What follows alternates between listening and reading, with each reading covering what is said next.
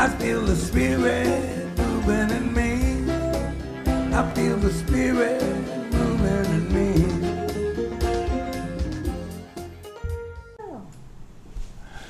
Last week, I was so excited about giving my talk Beyond the Nose, Cyranos, of course, and that I got all worked up about it, and I could not sleep the night before. I was tossing and turning and thinking about, what I was going to do and how it was going to be.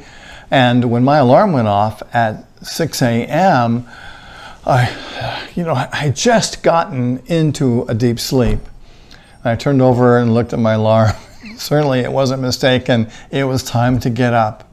And then this inner comforting voice said, Blaine, it's okay. You can go back to sleep. This is an important time for you to get some good sleep. You can just hit the snooze and go back to sleep. So I reached over and hit the snooze button, and then in a moment I was off to sleep again.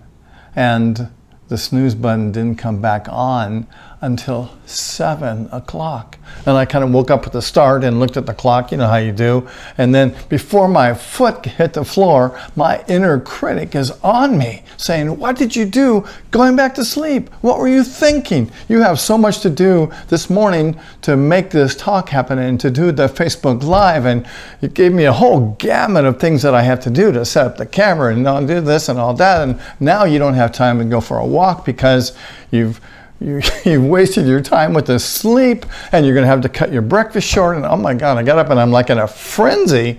So I came out to the kitchen and I, poured my almond milk and my fruit and nuts and kale into my smoothie, and I made this smoothie, and I'm like trying to relax and drink the smoothie, and this voice comes back and says, why aren't you eating your oatmeal? You know that oatmeal is good for you, it's good for your cholesterol, and you enjoy that. And I'm like, oh my God. And this is just the way you want to go into a live video production, right? So then we sit down and we're doing this production last Sunday, and I'm telling the story of Cyrano and his life and this great romance that they're trying to have in this amazing story.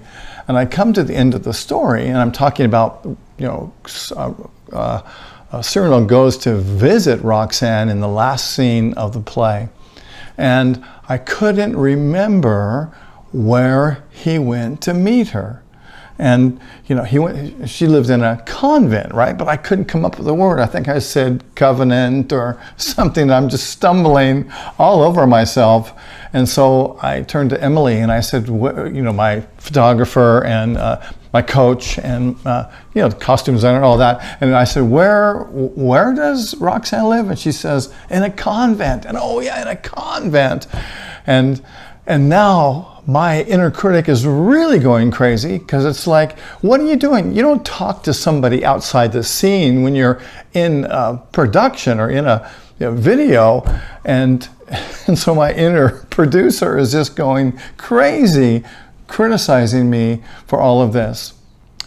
And then later on this week, Emily and I were talking about the inner critic, and I mentioned that since that filming, the inner critic has come back about 5 times and reminded me of that moment. And she says, oh, 5 times, that's not bad. And my inner critic was like, 5 times? You thought of it 5 times? And so my inner critic is being criticized by my inner critic.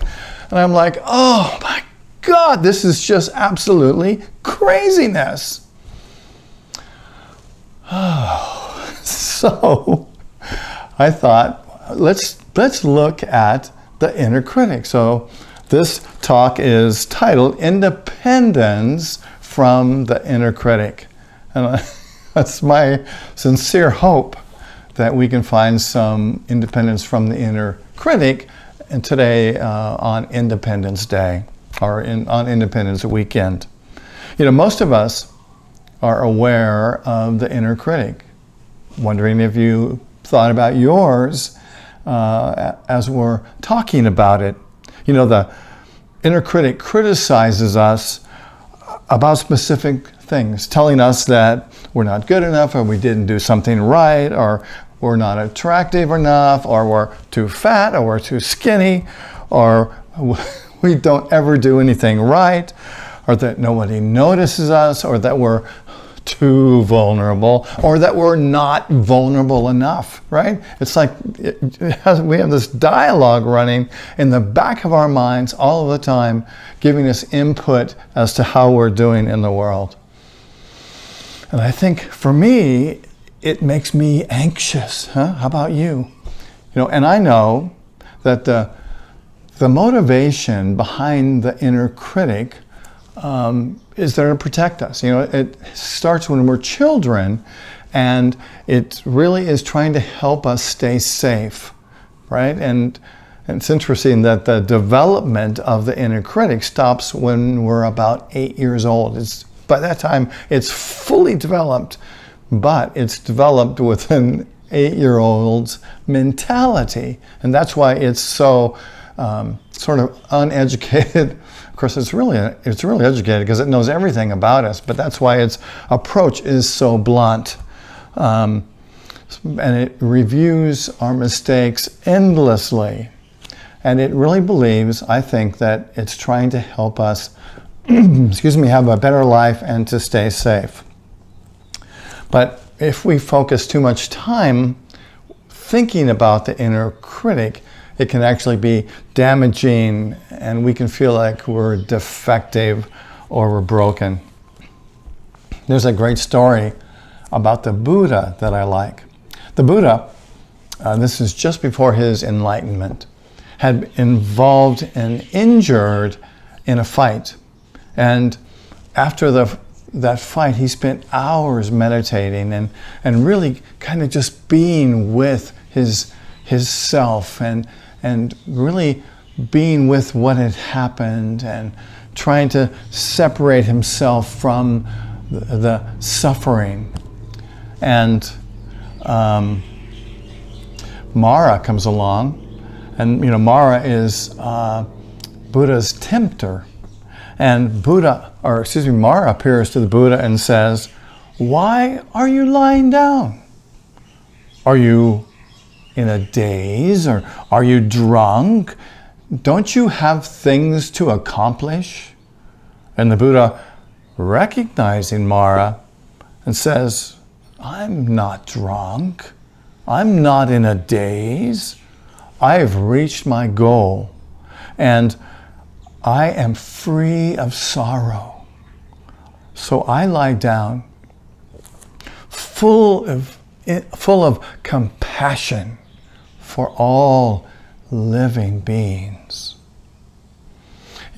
Mara can visit us, sort of in the form of troubling feelings or troubling emotions. And we can say to Mara, "I see you, Mara. I see these troubling emotions." And we can accept them for what they are, and just accept them and feel them and be with them, and offer for Mara to have tea with us, instead of trying to push the emotions and the troubling things away, but just to say, "Mara, sit down. Let us have a cup of tea," and to be with these feelings, and because that's really what they want. They just want us to recognize them, and then they will go away. Mara is sort of depicted in the story as an external entity. However, I've found that often the most difficult obstacles that we have are from within. There's a great story in the Bible. You might remember where Jesus is tempted by the devil 3 different times. And after the last time, Jesus says to the devil, "Get thee behind me, Satan." And I love that, because he's not saying that what he's experiencing isn't real, but he's saying, "Get thee behind me." I don't believe that Satan is a power opposed to God, but rather what appears like Satan is a combination of erroneous thoughts that are distorted by our fears and our limitations. And we just pick them up and on our human journey. The devil or Satan represents the deceiving phase of mind that has fixed ideas in opposition to truth. So it's the doubtful, fearful thoughts that we have in our minds. The Greek word that is translated as devil actually means the accuser or the critical one. Isn't that amazing? You kind of wonder, how is it that biblical scholars missed this for thousands of years? It was never meant to be as it was trumped up to be. It's just the accuser. When Jesus was saying, "Get thee behind me, Satan," I think that's a really powerful statement. Because what he is saying is, I'm going to focus my attention on being present right here. And so these error thoughts, these doubts and these fears, I'm putting them behind me so that I can be present right now. And in a sense, he's recognizing the human condition so much to say that these doubts and fears will always be there, and they're going to show up. And what we get to do is find ways to transcend them so that we can be present to what is the higher truth. In a sense, he's saying, get thee behind me so I can drive my vehicle with my Christ consciousness. It's important to realize that we can't really run from these thoughts and feelings, but we can put them aside and perhaps learn what we can learn from them, but still stay focused on being in the moment and being the Christ presence. I like to poke fun at my inner critic. I think it kind of changes my perspective on it if I can have some fun with it and sort of point out its idiosyncrasies. I like to call it names, like sometimes it thinks it has all this high and mighty ideas, to be my health advisor, to tell me what's right for me, or to be my inner producer, to tell me how to produce my talks and my videos. Or it's the inner expert, right? It's always got the better opinion. I like what Brene Brown calls hers the inner gremlin. And I like that because it sort of helps us to see this sort of juvenile part of our thinking that in a sense is there to help us, but often causes us trouble if we focus too much attention on it. Sometimes my inner critic will show its beautiful face when I've forgotten somebody's birthday, or I've, and I like to say, "Oh, really? Yes, I did forget their birthday. Thank you for pointing it out. And why don't you help me out next time and help me remember it?" Well, the inner critic will say, "Well, that's not my job. That's your job. We each have our different jobs here." Sort of felt like President Nixon for a moment there, but anyway, that's beside the point. Nothing in offense to President Nixon. So also, looking at comics helps me. Comics about the inner critic help me to sort of have a different perspective on it. I found one this week that I thought was just amazing, and it's Shakespeare. And Shakespeare's sitting down at his desk, right? And he's got his feather pen and he's got his inkwell, and he's writing, "Oh, Romeo, Romeo, wherefore art thou, Romeo?" And then a voice in his head says, "Oh my God, this is a bunch of crap." Can you imagine? And Maya Angelou said something similar. She says, I have written 11 books, but each time I think, oh no, they're going to find out now. I've run a game on everybody, and they're going to find out about me. Virginia Woolf said, I wake every morning before my nasty critic gets up. He rises about noon, but by then I've put my whole day's work to rest. I like that. I like to get up early, and maybe that's why I enjoy it, because the inner critic hasn't quite gotten up yet, or hasn't woken up. You know, we all have our inner critic, and there's something, I guess, kind of comforting to know that we all face this and have this inner voice of this inner critic that we get to listen to. And I think the path to enlightenment is really about paying attention to this inner voice and discerning what is necessary and what's not.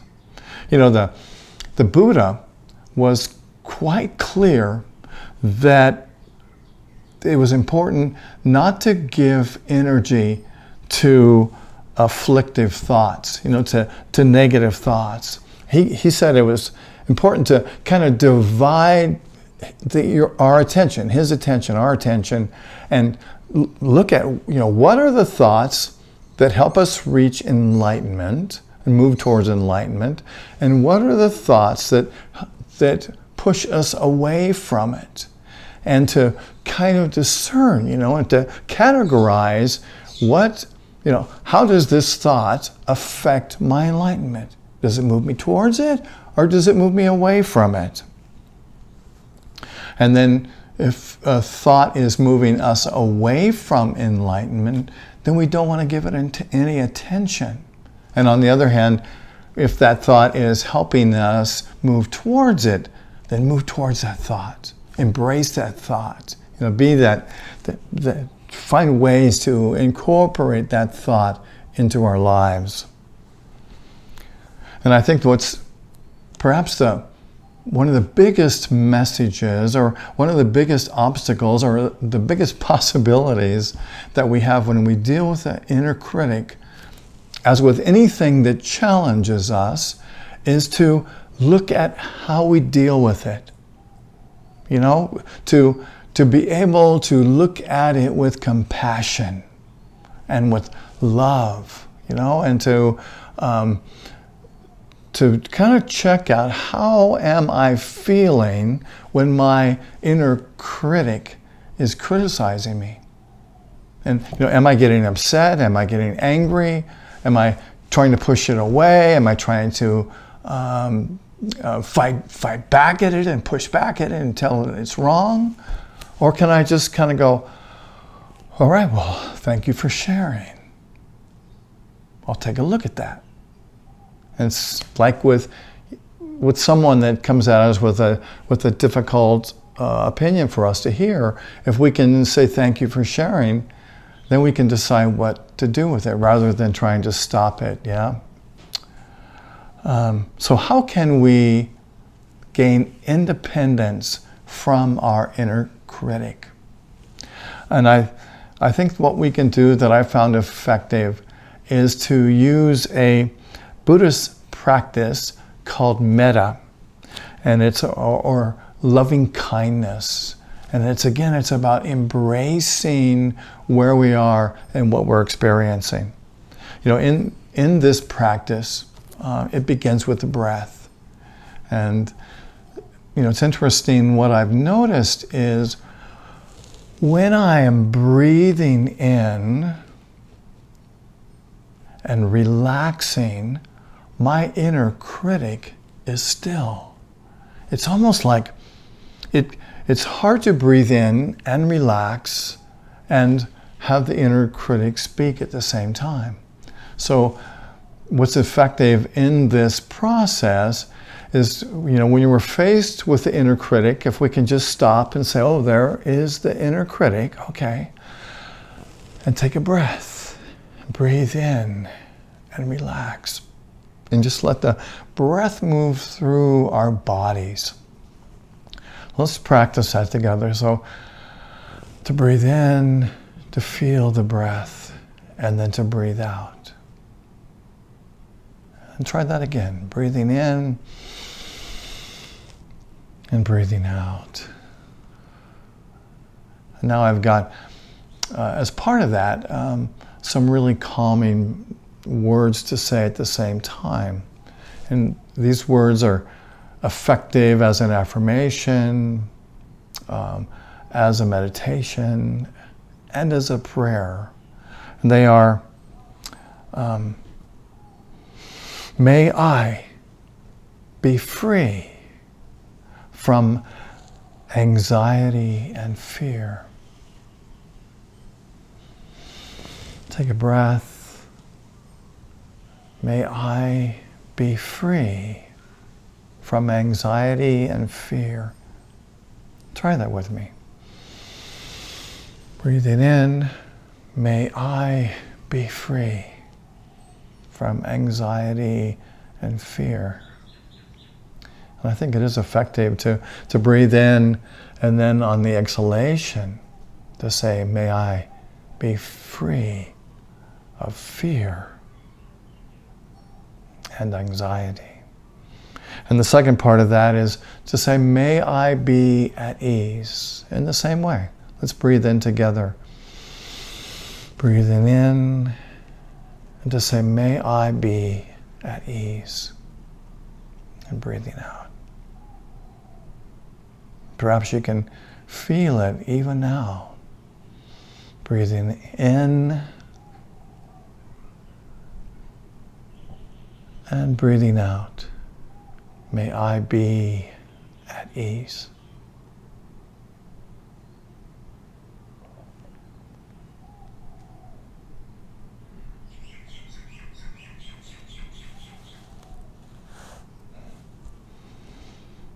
You know, there's often a kernel of truth in what the inner critic says. And so sometimes it works to, if we can spend a little bit of attention, just kind of paying attention to what the inner critic says, but not dwelling on it. You know, in the story that I told about forgetting that Roxanne lived in a convent, a number of critical things came to my mind. Didn't I remember the play? Didn't I remember the word? How could I be so silly? How could I be stupid? And what came to me in all of that was the feeling that accompanied that critical voice. And so what I have learned in this process is often when that critical voice raises its head, that I can take this time to relax. And that to me has been the message in all of this, is that I can turn my focus within and use this as a practice to become centered and to become present. You know, we can learn to pause and we can learn to listen. And I think that the journey of awareness and awakening happens as we get in touch with what we're experiencing. To say, you know, what am I feeling right now? Am I at peace? Am I focused? Am I centered? Can I take a breath? Can I be totally present to what is happening right now in this moment? You know, can I have compassion?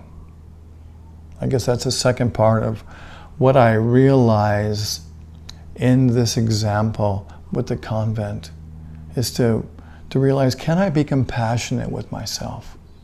In spite of, you know, the thoughts that my critical inner critic reflects to me, can I be compassionate with myself? Can I not judge myself harshly?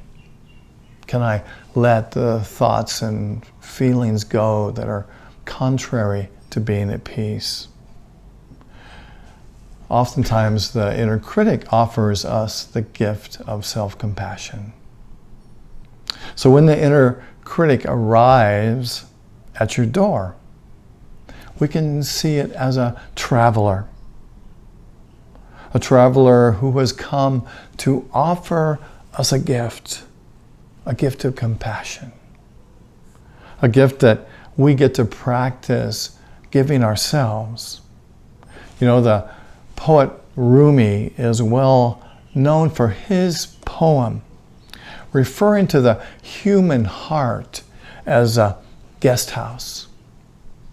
And so I'd like to end this talk today by reading this amazing poem by Rumi. This being human is a guest house. Every morning a new arrival, a joy, a depression, a meanness, some momentary awareness come as an unexpected visitor. Welcome them all, even if they're a crowd of sorrows who violently sweep your house and empty it of its furniture. Still, treat each one honorably. He may be clearing you out for some new delight. The dark thought, the shame, the malice, meet them at the door laughing and invite them in.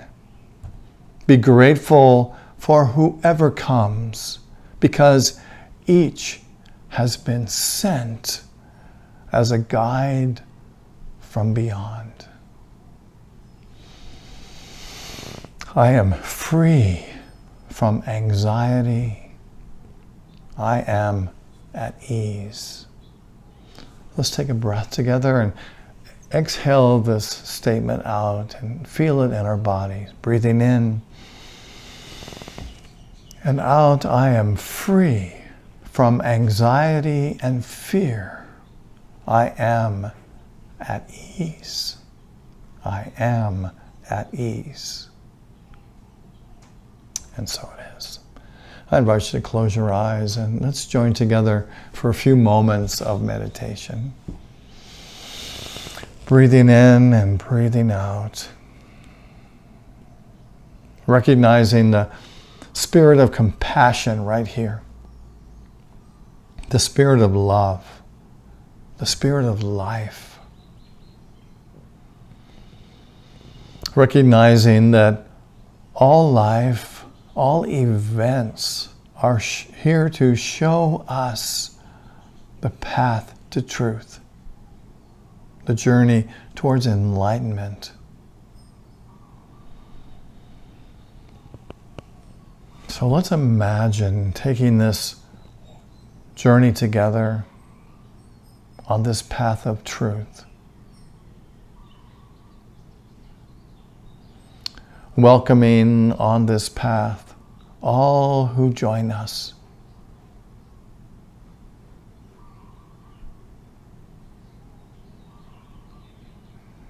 Knowing that each person, each experience offers us the gift of awareness, the gift of love and compassion, peace.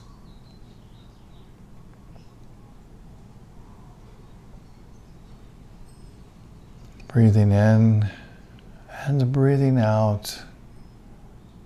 And let's spend a few moments in the silence together.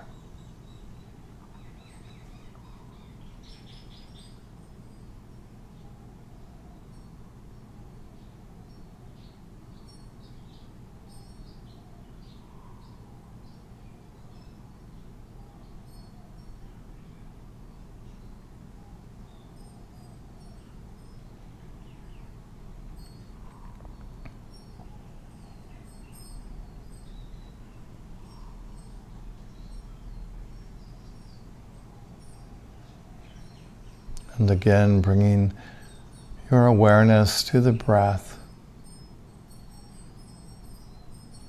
Giving thanks for this lifetime, for this moment, this time together. For this journey of enlightenment